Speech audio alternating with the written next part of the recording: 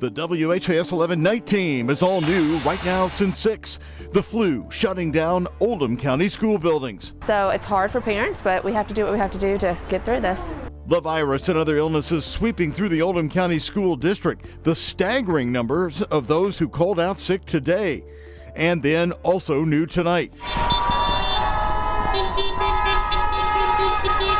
Support for undocumented immigrants in Louisville, who some store owners say are now staying away for fears of getting deported. The people think that we came to this country looking for food stamp and looking for Medicaid and looking for that kind of system. That's not true. And then it's Demolition Day, the long-awaited teardown of the old Urban County Government Center in the Highlands. It's been sitting empty for nearly a decade, waiting for development. Right now on the WHAS11 night team.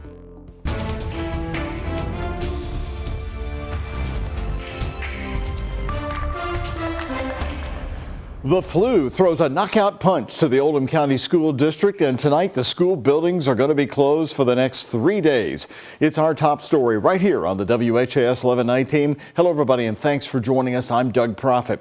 The number of students, teachers, and bus drivers who called out sick today is staggering, nearly 2,000. So for the next 3 days, it's online classes from home. WHAS 11 night team's Alex Dieterer and photojournalist Levi Hammer headed to a crowded park in Crestwood to learn more about the district's decision. Maple Park in Crestwood, packed on this warm February afternoon. That's where we found Oldham County teacher Christine Price. Well, I was shocked. An outbreak of illness in Oldham County is sending all the district's students, teachers, and staff home to learn for 3 days. I've worked for Oldham County Schools for about 16 years, and no, never seen anything like this before. The Oldham County School District has a preschool, 9 elementary schools, 4 middle schools, and 3 high schools. The district says 1,700 students, 200 staff members, and 15 bus drivers were absent Monday because of the illness. I think it's amazing that you had that many kids who are sick in the district and that many teachers who called in sick. There are over 12,000 students in the Oldham County School District. All of them will be learning from home for the next 3 days. We've got a 6-day-old, a 4-year-old, and an 11-year-old. Oldham County parents like Leanne Lyon are now preparing for their kids to be home instead of the classroom. And we can't do anything if we don't have teachers, transportation, staff. If the students aren't there, they're not learning anyways. So I really don't know what other option we would have. I mean, yes, I think they learn more in school, but if they're not there to teach and to learn, then this is the best option. Norton Children's Hospital reported a spike in flu cases, hitting kids especially hard this season. Norton says about half the kids weren't vaccinated heading into the flu season. Trying to stay healthy, resting while you can and keeping your kids healthy and trying to stay away from other people that are sick. Oldham County is taking the precautionary steps to make sure no kid is left behind in their studies during the outbreak. In Oldham County, Alex Dieterer, the WHAS 11 night team, on your side. The Oldham County School District is encouraging families to wash their hands frequently and stay home if you're feeling sick. Don't get others sick. Doctors encourage parents to still get their kids vaccinated. By the way, it's not too late to still get the flu shot. And in fact, a local infectious disease expert told us today, now's really a great time to go ahead and get it. More local news here on the night team. Police are asking for your help tonight locating a woman wanted in Shelbyville for alleged child abuse. Police say this woman, Shatessa Manica, failed to show up to court and provide medical treatment for her daughter. She's facing several charges, including drug possession and abuse or neglect of a child. Police say she often travels between Louisville and Shelbyville. If you have any information about her, call Shelbyville, Kentucky Police. The number to call is 502-633-2326. Demolition Day in the Highlands now underway, the beginning of a long-awaited project there. 2 years after the plans for the old Urban County Government Center were approved, today turned into day one of the teardown. Take a look. This is new video of the site along Barrett Avenue. The crews had stopped for the day, but you can see the beginnings of the end for the old hospital building.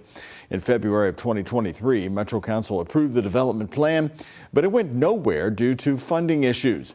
The new space will turn the 11-acre former government and Old Kentucky Baptist Hospital site into apartments, office space, and all new green space. Metro Council approved a special taxing district called a TIF as well.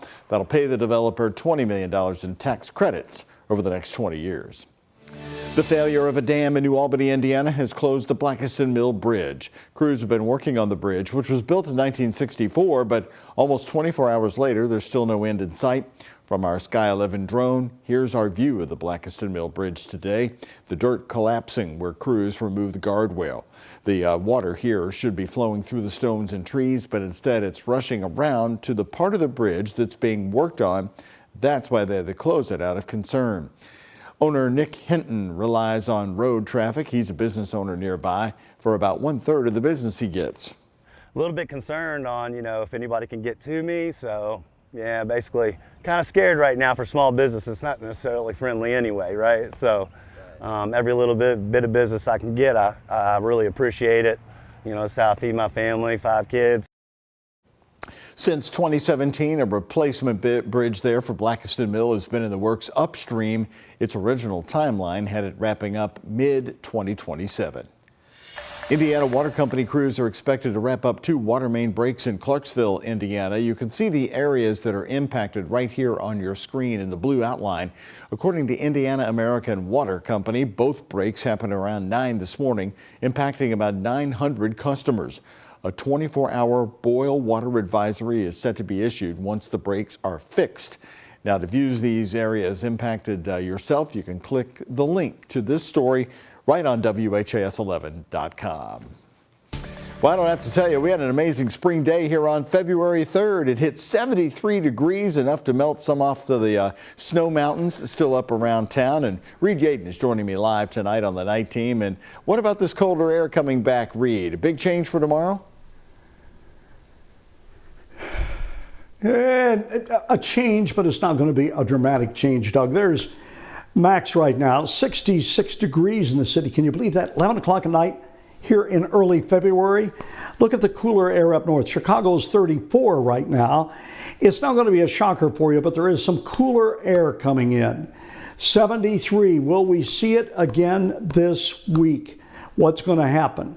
We're going to be on the seesaw, I'll tell you that. And I'll detail that for you in weather coming up in just a few minutes here on the WHAS 11 Night Team.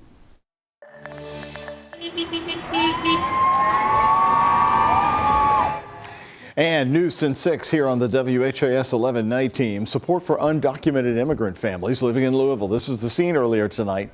People on Bardstown Road peacefully protesting President Donald Trump's rapid efforts to deport illegal immigrants. So far here in the Derby City, we have not seen any raids from ICE. But many family and friends of undocumented residents say the political climate is intimidating at the moment. Protesters tonight lining the street while some local businesses closed in solidarity. WHAS 11 Night Team's Jose Alonso and photojournalist Emma Gefter spoke with those taking part in the A Day Without Immigrants movement.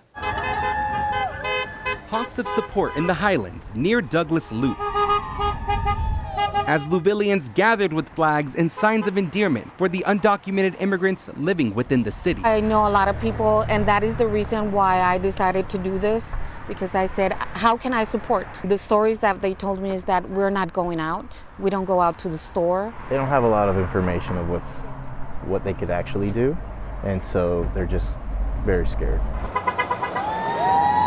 These peaceful protesters are giving a voice to the voiceless. If you don't go out to speak for others, everybody's going to be in a terror, and everybody's going to live in a hiding. As support poured in from the street, there were also discouraging words. Are you illegal? Part of President Donald Trump's campaign promise is the mass deportation of undocumented residents who committed crimes. We're tracking down the illegal alien criminals, we're detaining them, and we are throwing them the hell out of our country. We have no apologies, and we're moving forward very fast. But some protesters say they're not against deportation, but rather the ripple effects from it. We understand that there's a problem at the border. The thing was criminals and things of that nature, but they're taking family members, and my concern is families.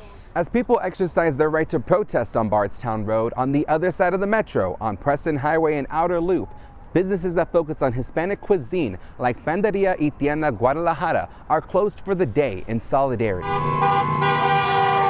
The possibility of deportation is a rising concern among undocumented immigrants. Owner of El Pastorcito Taqueria, Danilo Criollo, has noticed some of his customers are missing. The last 2 weeks was we got a slow in the business.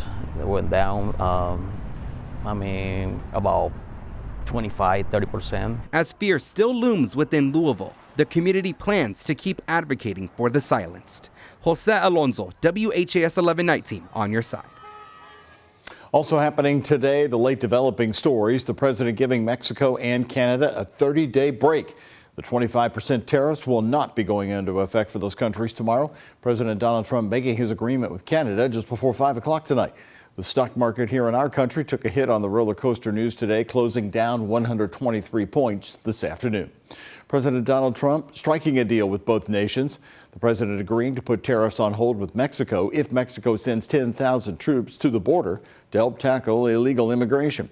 A similar deal in Canada. In addition to implementing its existing $1 billion border plan, Canada will launch a joint strike force with the U.S. to combat organized crime, fentanyl, and money laundering. Donald Trump was asked about the impact on the stock market and inflation. I'm not concerned. We may have short-term a little pain, and people understand that. But long-term, the United States has been ripped off by virtually every country in the world. Consumers warned to brace for some pain in their wallets right there. A legendary and important Kentucky product is bracing for big change. The bourbon industry is on the rocks amid the threats of tariffs.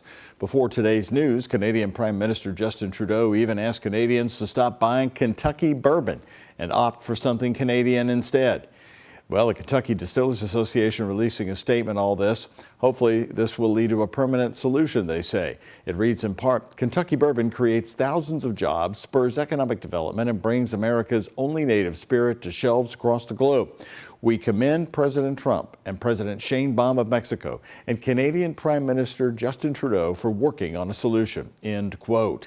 But Congressman Morgan McGarvey of Louisville said today the bourbon industry should not be used as a bargaining chip. This is going to hurt everyone in Kentucky, from the people who grow the corn that goes into bourbon, from the people who put it in the barrel and in the bottle, to the truck drivers who drive it to the different stores and locations.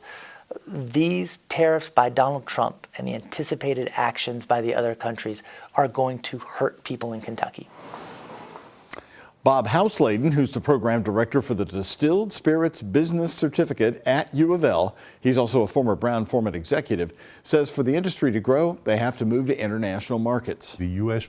business is at best flat. International business is growing. So you're going to have to shift something. This is a fairly large restructuring, you're absolutely right, but it's probably something that has to happen. He anticipates a few rough years for the bourbon industry ahead.